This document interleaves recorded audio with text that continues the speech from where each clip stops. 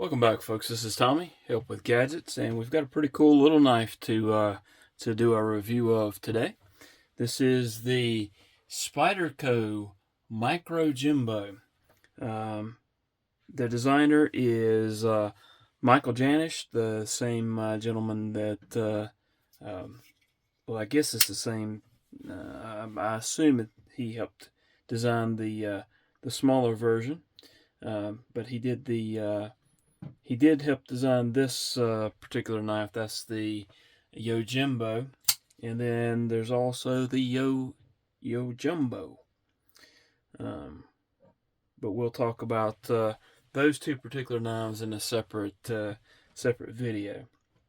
But you can kind of see a size comparison right off the bat of the Microjimbo with the Yojimbo and the Yojimbo. So there you go with that. All right, let's see. Let's go ahead and talk about this knife a little bit. It is a made in Golden, Colorado, so it's made a USA made knife. It's S30V on the blade steel. You've got these G10 scales that are contoured. It's not uncomfortable in hand, and carries really nicely. It's got a nice little wire clip there. I know some folks don't care for the wire clip too much, but I don't mind it at all. Got a fairly thin profile, which we'll look at in just a minute. You do have to be careful, at least I do with this blade, because if it is small enough to where sometimes you can get your fingers a little close to the blade.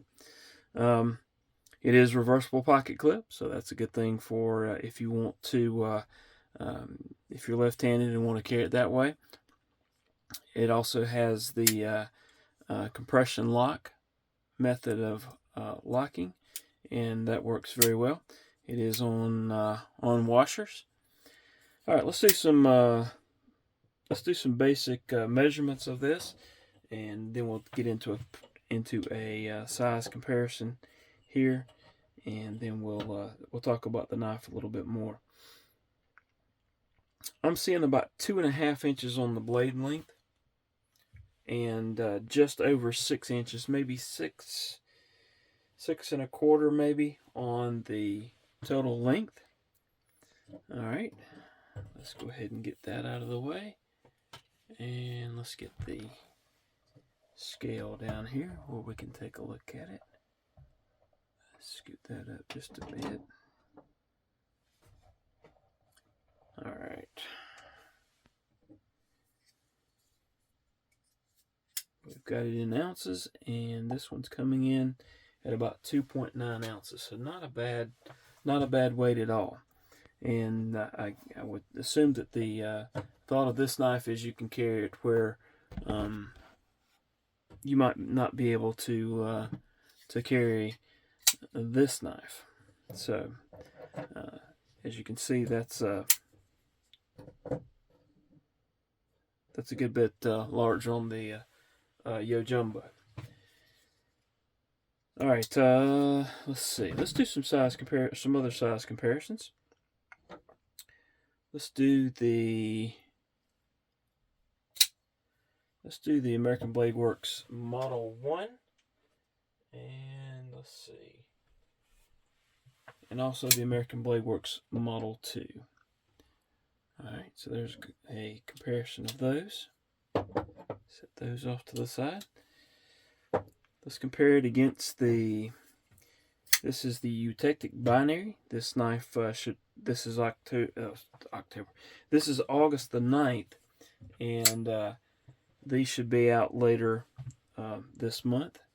This is the Eutectic EFD, Everyday Field Duty. All right, let's look at a few smaller knives here, because I've shown some fairly large knives.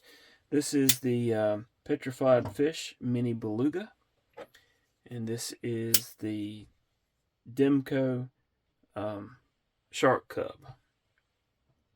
So you can see that's a little bit closer in size. Let's bounce it back up and take a look at the Microtech stitch. This is the ram-like stitch. And let's also do the amphibian. This is the Microtech amphibian. So, as you can see, this is the Microjimbo is not a very large knife. All right, let's take a look at the Kaiser Militaw. I think a lot of folks are getting those, and I think there was a drop of a new variant today. I'm sure it's probably already sold out. And then there's the Berg Blades Sweeney. All right. Okay, next up we'll do a budget knife. This is the Miguron Morial.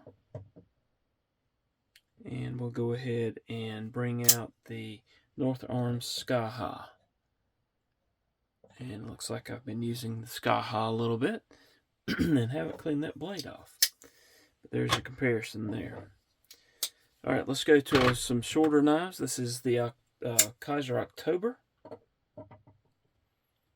and the Vosteed Hedgehog. So some shorter knives, but still not as short as the Microjimbo. Let's look at the Kubi Tadius and the Kaiser Sparrow. Couple of good, not expensive knives in my opinion. All right, let's take a look at the CJRB Pyrite and the QSP Penguin.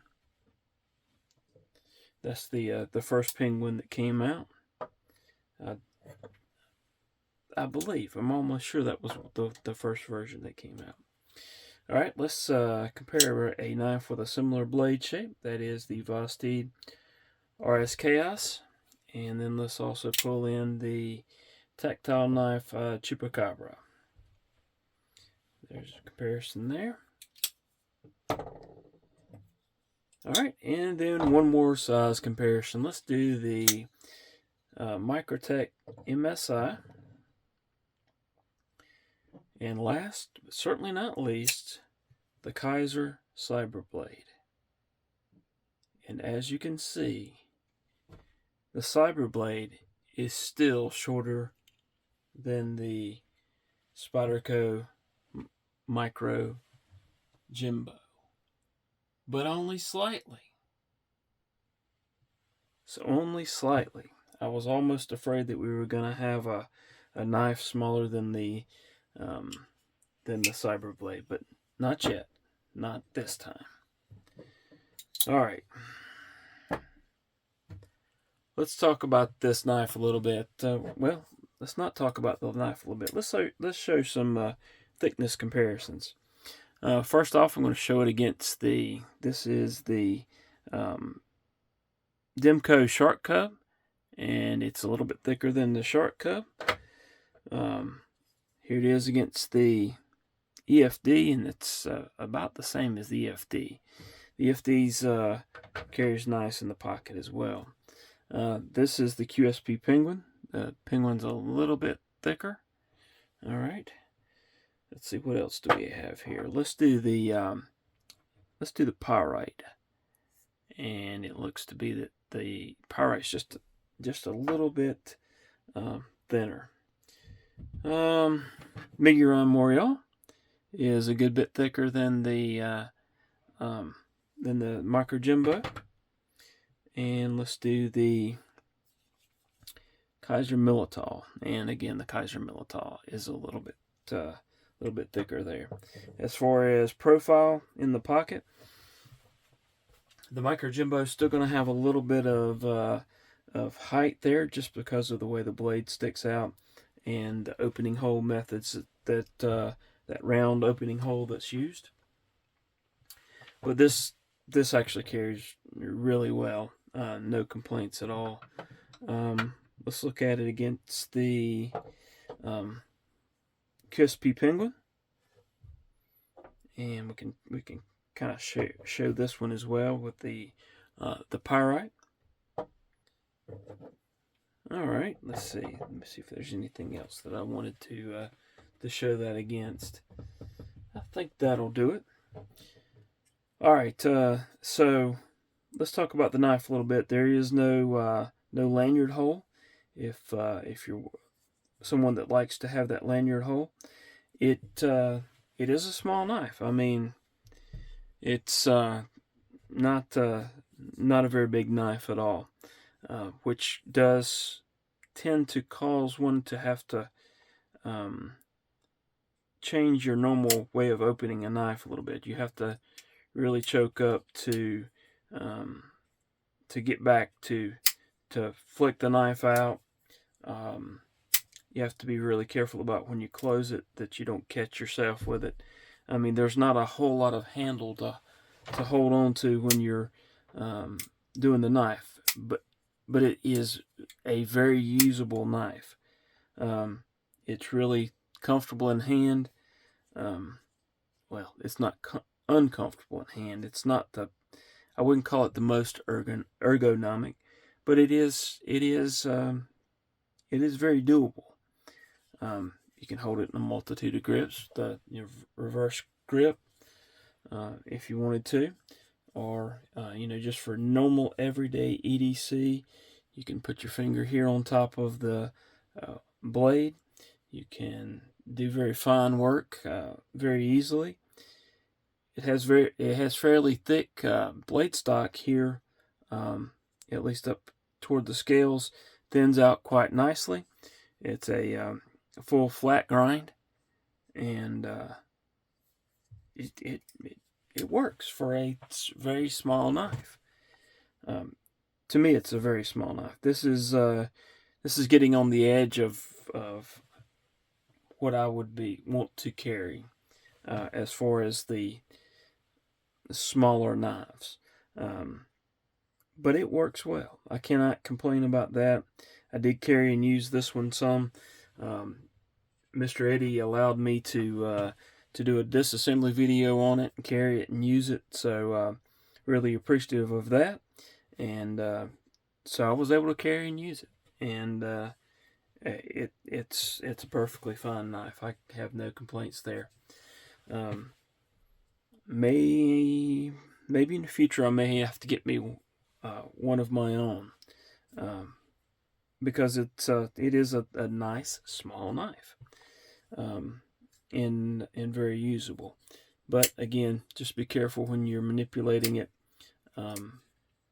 Sometimes smaller knives seem to be a little more dangerous to me than the knives that I would regularly carry.